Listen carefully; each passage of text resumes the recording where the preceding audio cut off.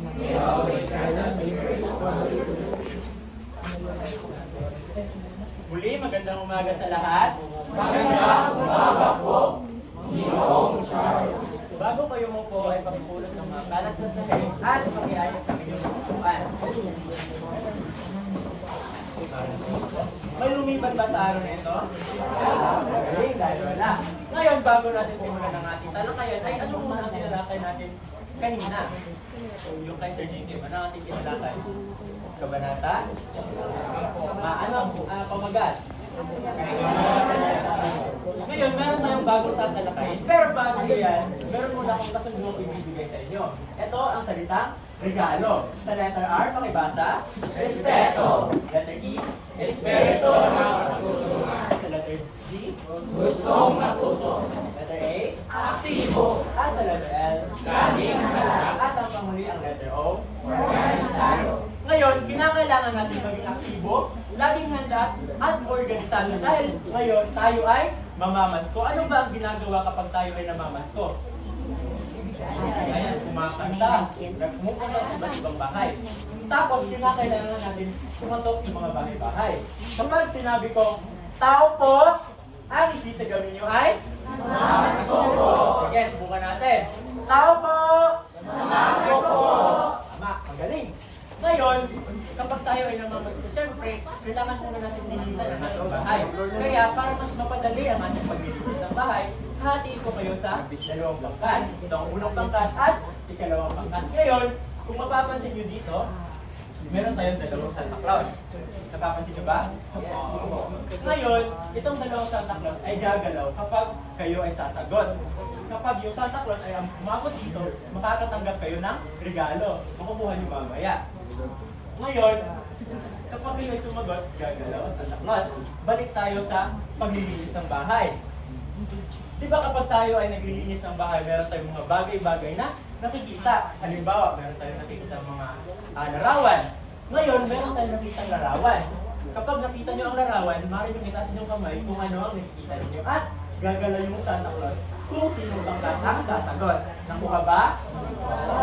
Tao po! Namasko po. Okay, handa na ba? Para sa unang larawan. Anong Yes, Dito sa larawan ay mga bata nagkakasal. tama, mga bata nagkakaroling. Kaya, gagalaw ang kanyang Santa Claus. Okay, nangangaroling. Okay, pangalawang larawan. Yes. Ana. Tama, nagbibigayan ng regalo. Gagalaw ulit ang kanyang Santa Claus. Okay, katong larawan. Handa na.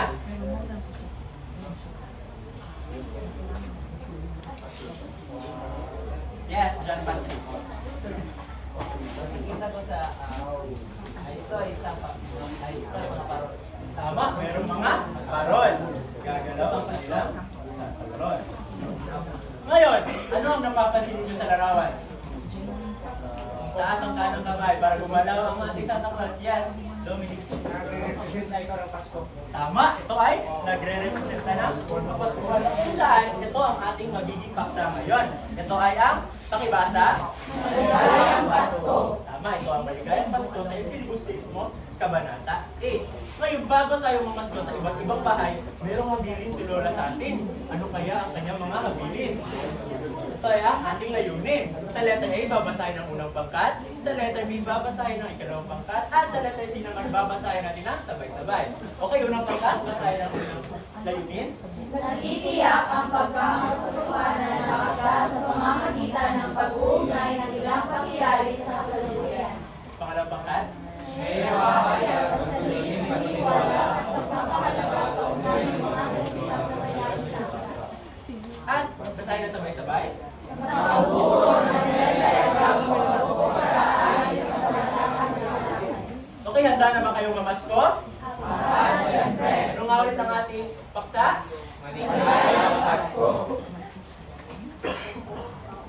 Ngayon, pupunta na tayo sa bahay ni Maria. Okay, mamamasko tayo. Tao po! Namasko po. Lumabas si Maria. Tuwang-tuwa natuwa si Maria na makita kayo. Ngayon, sa sobrang tuwa ni Maria, biglang sumakit ang kanyang likuran. Po. Ngayon, si Maria ay nagde-desenyo ng kanyang Christmas tree. Ngunit masakit ang kanyang likuran. Tutulungan ninyo si Maria para mag-design. Ngunit, meron siyang isang rule, isang panuto para sa inyo, na kung saan may mga salita sa bituin na kaparehas ng Christmas balls. Kaya kinakailangan niya ng 3 mag-aaral para tulungan si Maria. Sino ang gusto tumulong kay Maria? Miko, Rodelyn, and John Patrick. Ito ang mga Christmas balls.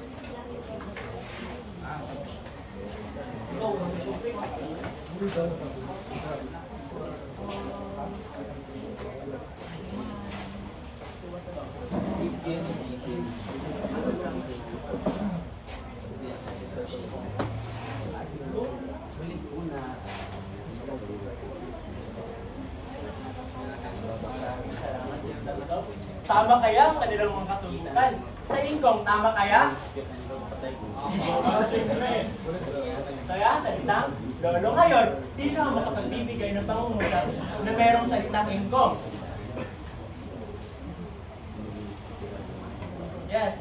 Ay, present siya. Nagmamano ako sa aking linggo, kada uwi ko galing sa eskwelahan. Tama, nagmamano daw si Francesca. Kada uwi niya sa eskwelahan, kaya gagalaw ang kanilang sasagot. Sa pangalawang salita naman, nanangis, tama kaya? Umiyak, tama. Sino ang makapagbibigay ng salitang, ay ng pangungusap na may salitang nanangis? Yes, Precious. Nanangis ang bata na nagpapatanggap ng regalo mula sa kanyang magulang.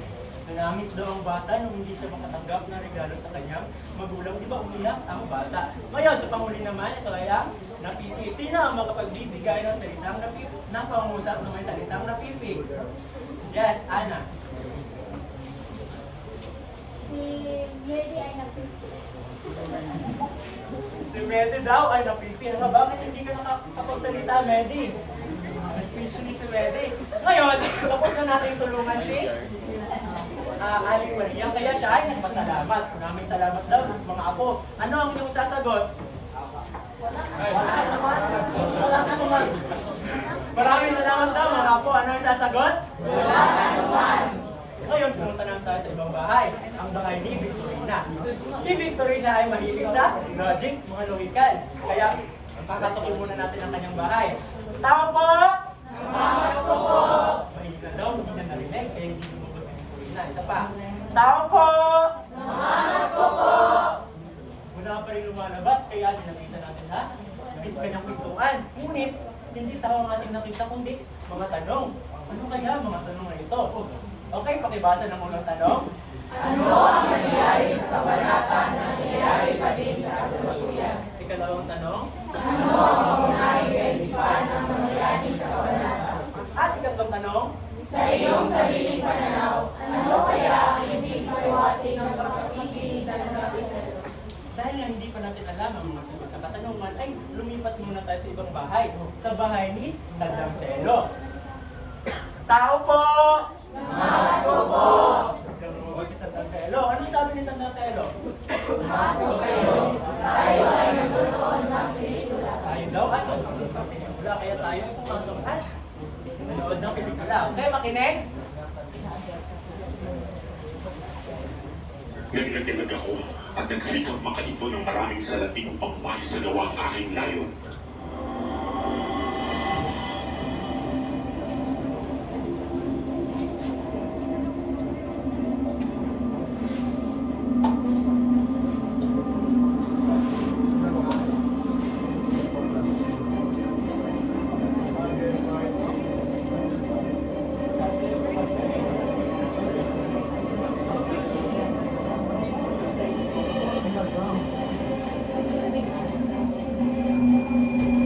Matutulungan ko ba kayo, Ginoo? 13 taon na po ngayon ang ating ilibing ng aking ina sa poste nito. At ikaliligaya ko kung ako'y makaganti naman sa inyo. Basilio, nakapapatid ka ng isang tingin na maaari sa sabi ko. hindi ko napapadayin sa mag-asang hindi ito pagsisisihan. Nagnagilag ako at nagsikap makaibang marami sa natin upang bali sa gawa ang aking layo. Kabataan na walang karanasan at papangarapin. Hinihingi ninyo ang Regnum Castilla, ngunit anong magiging hangarin ninyo? Ano ang inyong mapapala upang hindi kayo lalong magkaintindihan?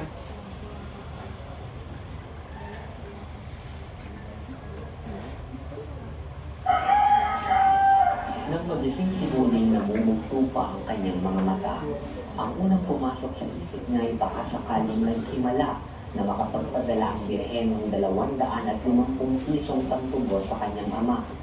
Ngunit walang nangyaring himala. Nang mag-uumaga na, nakita ni Huli ang kanyang ingko na nakaupo sa isang sulok at pinagmamasdan ang kanyang mga kilos.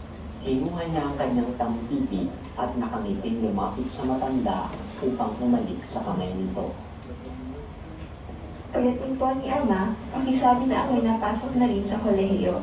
Ang Panginoon ko'y marunong magsalita ng wikang Kastila at ito ang pinakamurang kolehiyo na mapapasukan ko.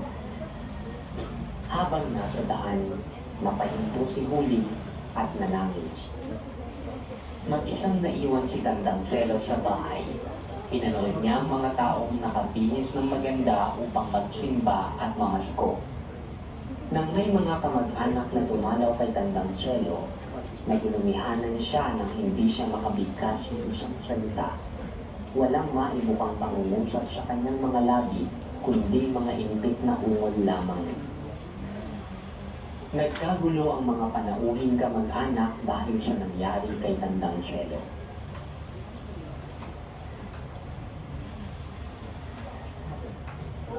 Okay, ngayon, tapos na natin panoorin ang movie marathon ni Tandang Selo. Naintindihan niyo ba ang kwento?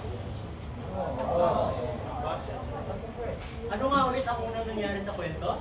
Humiling si Huli na sana may pera sa ilalim ng altar, ngunit walang dumating. Humiling si Huli ng himala. Ngayon, kinakailangan niya magtrabaho. At iniwan si... Sino ang kanyang iniwan? Ingkong, tama. Ngayon, dahil iniwan na si Ingkong, hindi man lang niya sinabihan si Ingkong ng maligayang Pasko, kaya si Ingkong ay nalungkot, tama. Ngayon, tapos na natin talakayin o panoorin ang movie ni Tandang Selo. Binalikan natin ang bahay ni Victorina. Ngunit yung mga tanong naging regalo. Handa na ba kayong buksan ng regalo? Aba, syempre. Tao po! Maso po. Okay, para sa unang regalo. Pakibasa ng tanong. Ano ang nangyari sa kabanata na nangyayari pa din sa kasalukuyan? Kung ano daw yung nangyari sa kabanata na nangyayari pa din sa kasalukuyan? Yes, Precious. Sa kabanata, makikita natin na ang mga tao ay naghahanda ng kanilang magagandang vestido at damit para sa kanilang simbang gabi na nangyayari pa rin hanggang ngayon dahil pag sa akin ng December, tayo ay naghahanda natin mga magagandang damit na maaari natin gamitin pag traffic ng simbang gabi. Tama, palakpakan natin si Precious, no?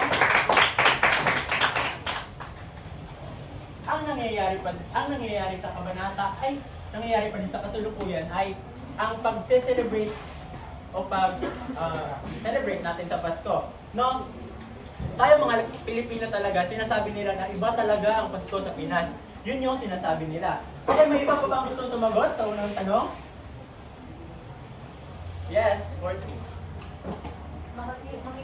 Makita natin sa kasalukuyan na mayroon pa din mga kabataan o mga tao na nagtatrabaho tuwing Pasko at magsabi natin na maawa ko sa kanila, sa kanilang pamilya na hindi maka-celebrate ng Pasko na masaya dahil nagtatrabaho sila para sa salapi o kwarta na ilang ikatayo.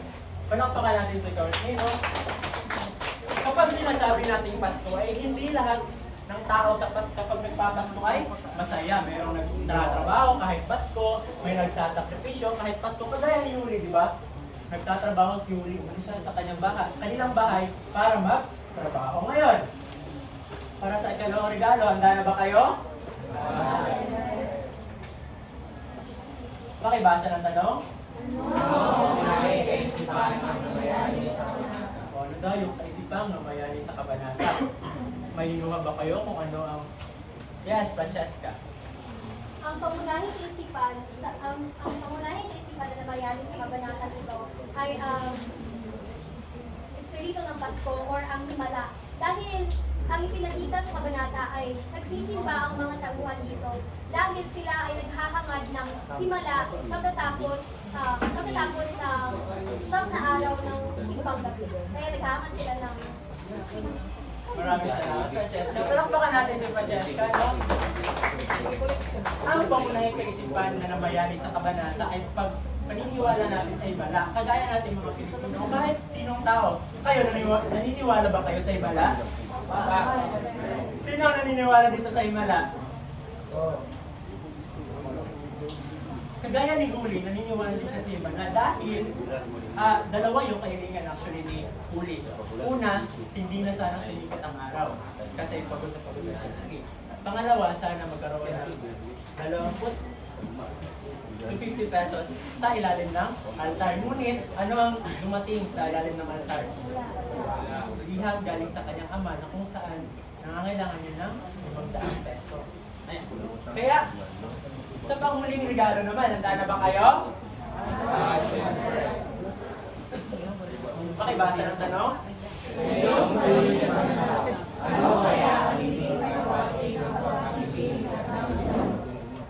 Yes, Ang pinapaniwagi ng pagkapitilitan ng Selo ay ang kanya, siya ay tumatanda na at hindi na siya bumabata pa siya tumatanda na kung kaya yung mga matatanda kasi mas maraming nangyayari sa kanilang mga kalusugan at kanilang pagkatao kung kaya naging pipina sila.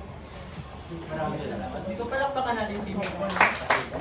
Tama ang sinabi ni Nico na kung saan kapag tayo ay tumatanda na kapag tayo ay humihina na kapag tayo ay nasa mababang pwesto ng lipunan, wala tayong kapangyarihan na magsalita. Halimbawa kung i-connecta natin ito sa kasalukuyang pangyayari. Kapag nasa ilalim ka, hindi ikaw ang nasa itaas, wala kang kakayahan magsalita, wala kang kapangyarihan kapag makapagsalita. Kahit nakakapagsalita ka, ngunit kung sino yung nasa taas, ay parang piting paler na tingin sa'yo dahil hindi sila nakakarinig. Ngayon, tapos na natin buksan ang mga katanungan, mga regalo, ay papasok na sana tayo sa bahay ni Victorina. Ngunit, bigla tayong tinawag ni Lola. Sabi ni Lola, magdulot si Buena na daw. Kaya, naganda siya ng 2 plato. Ang gagawin natin ngayon ay pakibasa ng panuto. Sulat ang pagkakalayas at pagkakaiba sa Pasko noon at Pasko ngayon. Naintindihan niyo ba ang panuto? Narito ang inyong pamantayan. Para sa nilalaman, makuha kayo ng 5 puntos kapag wasto at naaayon sa paksa ang nilalaman ng inyong diagram. Sa pagkamalikhain naman, kapag meron pa tayong oras, iulat ninyo ang inyong Venn diagram na nagawa. At sa cooperation naman, dapat lahat ng miyembro ay may gagawin. Okay, para sa unang pangkat. Sa ikalawang pangkat naman. Meron naman kayong 2 minuto para tapusin ang Venn diagram. Ang inyong oras ay magsisimula na.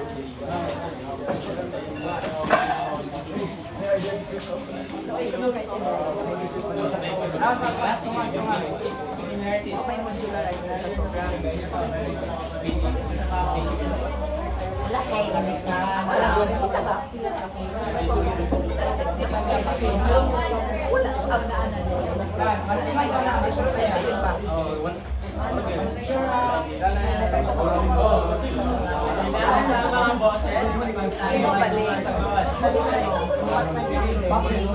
Uulitin ko, hinahan lamang ang boses kapag tayo ay nagsasagot.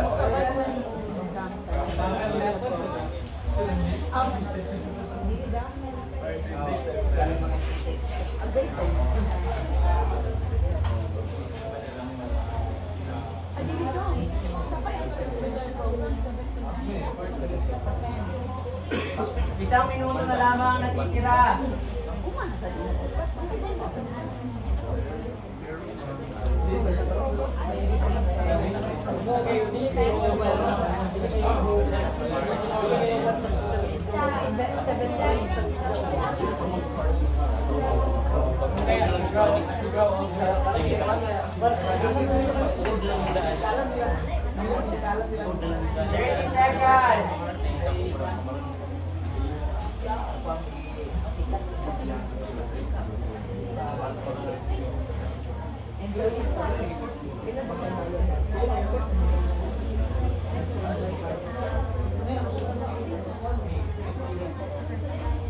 Ten, nine, kung sino yung uling upo, sila ang una mag-uulat ng kanilang ginawang pentagram.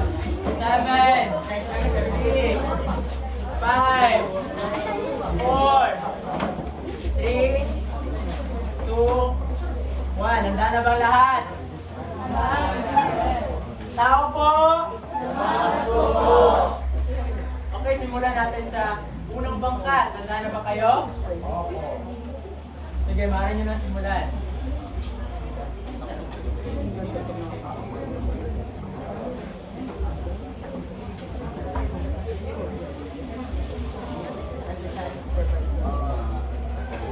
Makinig. Magandang umaga po. Ito po yung aming mga sagot. Sa tradisyonal na Pasko, sineselebrate ang Pasko sa pamagitan ng mga teknolohiya. At sa modern, mas materialismo, ang Pasko ngayon isa ngayon. Ha?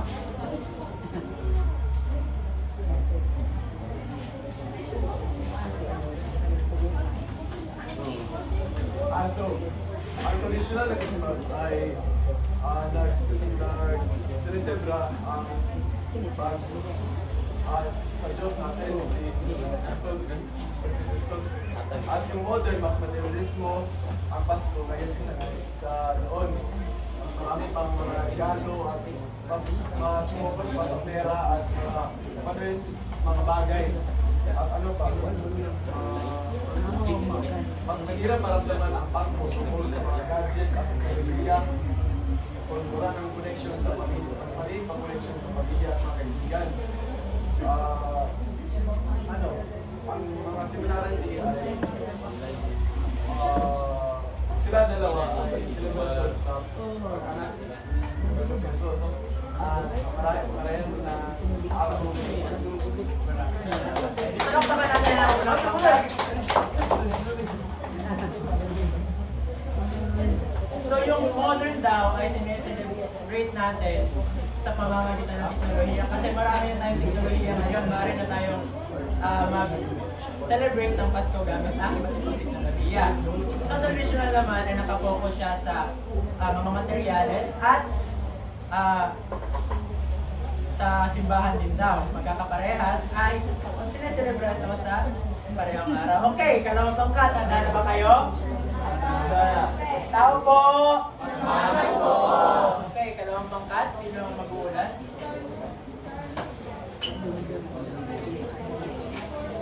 Magandang umaga sa inyo lahat. Ako ay galing sa ikalawang pagkat at narito ako upang ibahagi sa inyo ang aming mga sagot dito sa aktibidad na ito. So, kapag hahambing sa dalawa sa Pasko noon ay ang mga tao ay sumisimba upang magdasal. So, ang mga tao noon ay sumisimba talaga upang magsimba, magdasal. Ngunit sa ngayon ay sumisimba na sila upang umorma o ibida ang kanilang damit o mag-itik. So noon ay pinapahalaga nila ang oras ng pamilya. Ngunit noon ay ngunit ngayon ay nagiging materialistiko na ang mga tao. Noon ay ang pangangaroling ay ginagalingan talaga ng mga tao. Pangangaroling sila ay binibigay talaga nila lahat ang kanilang mga galing. Ngunit ngayon ay nangangaroling na lamang sila para lamang sa pera. Ang kapareho naman nila ay tuwing Pasko ay nagsisimbang gabi at pumunta dahil sa simbahan para sa pamilya at nagbibigay tayo tuwing Pasko at binibisita rin natin ang ating mga kamag-anak sa iba't ibang lugar at ang pagsasalubong na Noche Buena.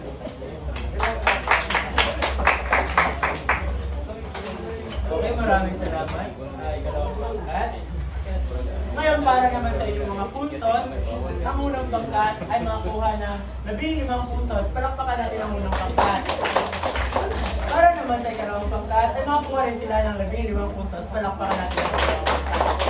Ngayon, habang tayo ay nagnono si Buena, eh biglang may tanong si Lola sa atin. Ano? Ito ay ang makibasa. Bilang pag-aaral, kailangan mo magagamit ang kalingan sa samantala. Tama ba ang umasa dito? Pero bago yan, isa sa elemento ng nobela ang tema na kung saan binibigyang diin ito ang paksa. Sa kabanatang ito, binibigyang diin ito ang kahilingan sa isang himala. Kayo, bilang isang mag-aaral, bibigyan kayo ng pagkakataon na yung hiling ninyo ay matupad. Anong kahilingan ang gusto nyo? O anong himala ang gusto nyo matupad bilang isang mag-aaral? Tao po! Gusto po! Sino ang gusto sumagot? Sige, walang gusto sumagot. Kapag sinabi kong Aguinaldo, kayo ay tatayo. Kapag sinabi kong patawad, kayo ay uupo. Kung sino yung maiba, siya yung sasagot sa tanong ni Lola. Handa na ba? Siyempre. Tao po! Gusto po! Sige, subukan natin. Patawad! Aguinaldo! Patawad! Aguinaldo? Patawad! Patawad! Aguila! Yes! Roderick! Roderick!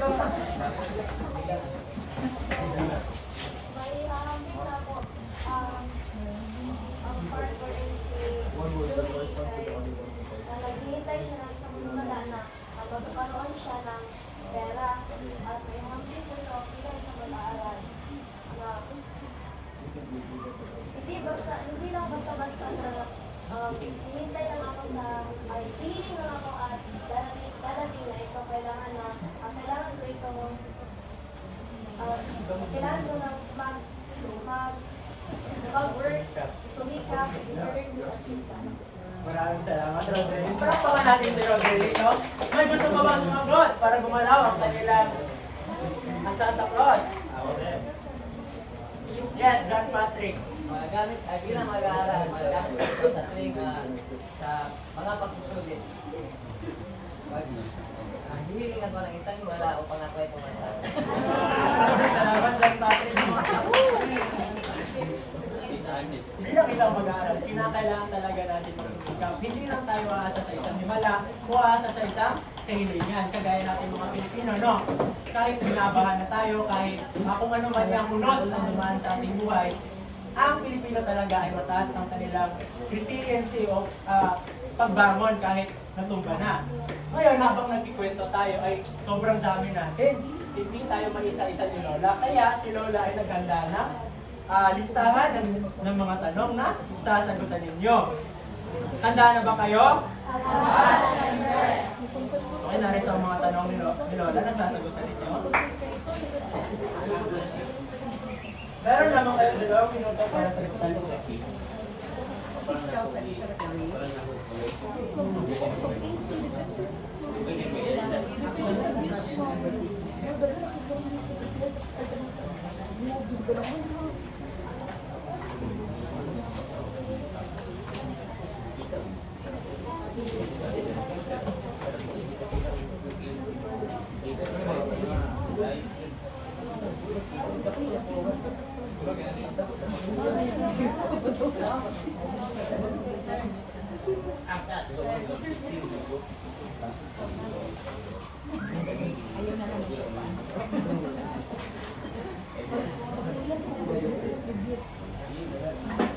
Isang minuto na lamang natitira.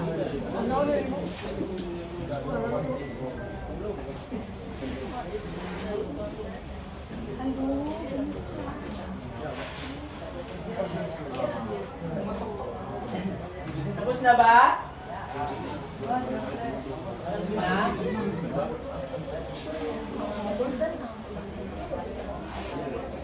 Okay, dahil tapos na, narito ang mga sagot sa tanong.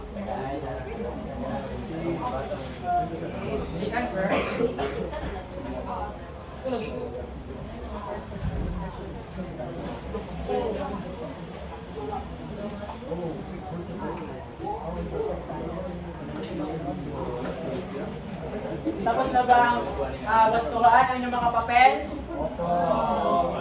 Tao po! Sino nakuha ng 5? 4.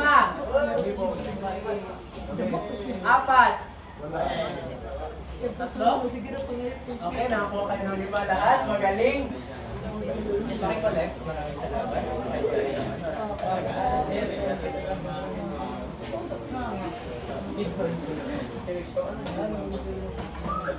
Dahil tapos na tayo sa hapunan, ay marami pang ulam si Lola. Ano kaya ang ating gagawin? Si Lola ay nagpa-bring